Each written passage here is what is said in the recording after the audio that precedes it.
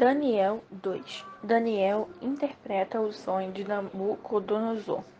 No segundo ano do seu reinado, Nabucodonosor teve uns sonhos que o deixaram perturbado e sem poder dormir.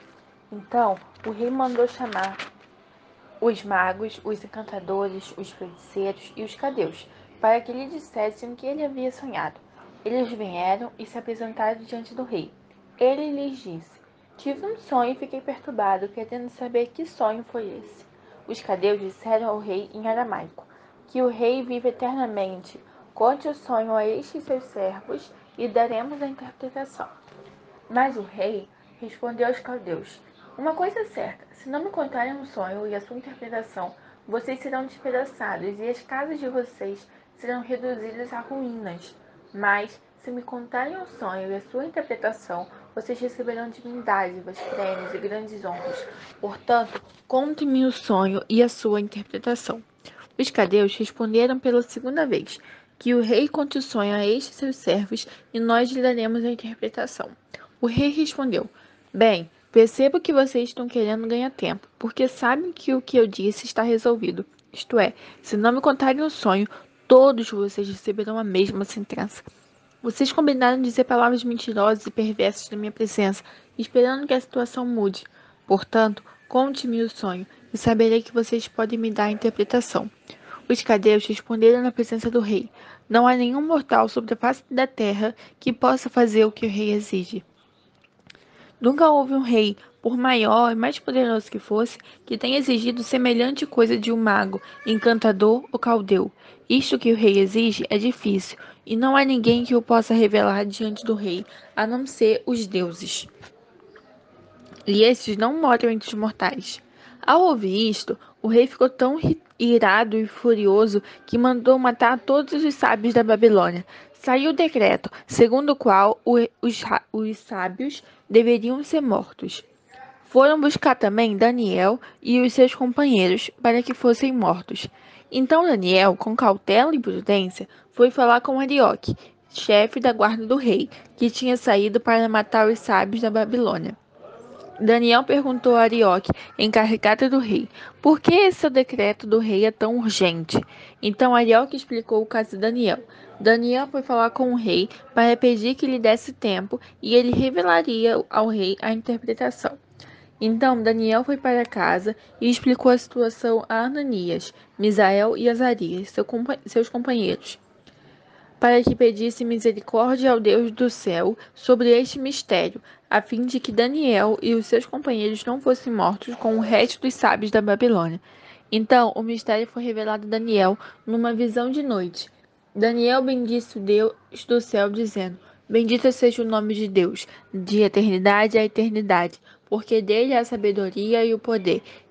É ele quem muda o tempo e as estações, remove reis e estabelece reis. Ele dá sabedoria aos sábios e entendimento aos inteligentes. Ele revela o profundo e o escondido. Conhece o que está em trevas e com ele mora a luz. Ó Deus de meus pais, eu te agradeço e te louvo, porque me deste sabedoria e poder, e agora me revelaste o que te pedimos, porque nos fizeste saber este caso do rei. Por isso, Daniel foi falar com Arioque, a quem o rei tinha encarregado de exterminar os sábios da Babilônia. Daniel entrou e lhe disse: Não mate os sábios da Babilônia, leve-me à presença do rei e revelarei ao rei a interpretação. Então Arioque depressa levou Daniel à presença do rei e lhe disse: Achei um dos filhos dos exilados de Judá, que revelará ao rei a interpretação. O rei perguntou a Daniel, cujo nome era Beltesazar: Você é capaz de me contar o que vi no sonho e qual é a sua interpretação? Daniel respondeu na presença do rei: O mistério que o rei exige, nem sábios, nem magos, nem encantadores o podem revelar. Mas há um Deus no céu, que revela os mistérios, pois fez saber ao rei Nabucodonosor o que vai acontecer nos últimos dias. O sonho e as visões que o Senhor teve quando estava em sua cama são estes. Quando o Senhor, ó Rei, estava na sua cama, surgiram em sua mente pensamentos a respeito do que vai acontecer no futuro. Deus, que revela os mistérios, revelou ao Senhor o que vai acontecer. Quanto a mim, este mistério me foi revelado, não porque existia em mim mais sabedoria do que em todos os outros homens, mas para que a interpretação fosse revelada ao rei e para que ele entenda o que passou pela sua mente. O Senhor, ó rei, estava olhando e viu uma grande estátua. Esta, que era imensa e de extraordinário esplendor, estava em pé, bem na sua frente, e a aparência dela era terrível.